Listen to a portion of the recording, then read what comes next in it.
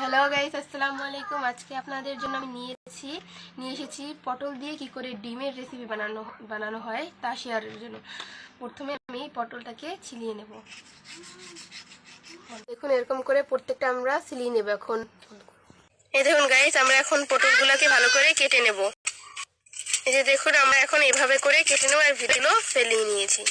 এভাবে করে সবগুলো বের করে এরকম করে আমরা এগুলোকে বের করে নেব। এখানে আমরা কিছু পেঁয়াজ কেটে নিয়েছি আর যে কাঁচামরিচ। এবার এখানে আপনারা যদি যে কোনো ডিম দিলেই হবে। আমাদের কাছে ফার্মের ডিম আছে, তার জন্য আমরা এখানে দুটো ফার্মের ডিম দিয়ে দিয়েছি।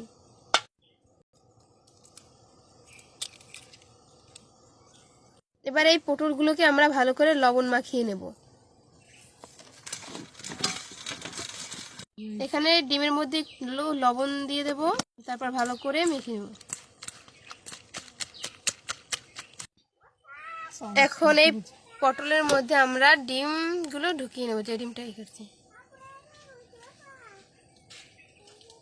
এই দেখুন, এই আমাদের সবগুলো ভিতরে ডিম ইখানো হয়ে গেছে। এবার এটা আমরা চুলে এই দেখুন, এখানে একটা গরম পানির ভিতরে আমরা স্ট্যান্ড বসিয়ে নিয়েছি এবং তার উপরে আমরা এটা বাটিটা বসিয়ে নিয়েছি।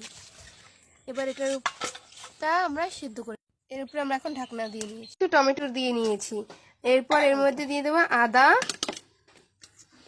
আর কাঁচা মরিচ, রসুনের টুকরো, পটলের ভিতরের বিচিগুলো আমরা এর মধ্যে দিয়ে দেবো। এই যে দেখুন, আমাদের এখানে এই ব্লেন্ডার করা হয়ে গেছে পেস্ট। এই যে দেখুন, আমাদের এগুলো সব উঠানো হয়ে গেছে। দেখুন কতটা ফুল উঠেছে। ভেজে নেব। এবার হালকা একটু আমরা ভেজে নেব এটা।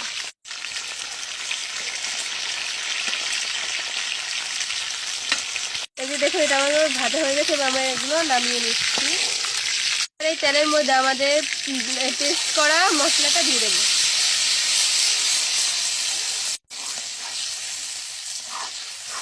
এর মধ্যে আমরা একটু জিরা গুঁড়ো দিয়ে নিয়েছি। এবার এর মধ্যে আমরা একটু গুঁড়া মরিচ দিয়ে দেব, পরিমাণ মতো হলুদ তো দিয়ে দেব, মতন লবণ। এবার রান্না হয়ে গেছে। এখন আমরা এর মধ্যে পটলগুলো দিয়ে দিয়েছি এবং তার ভিতরে সামান্য পানি দিয়ে নিয়েছি।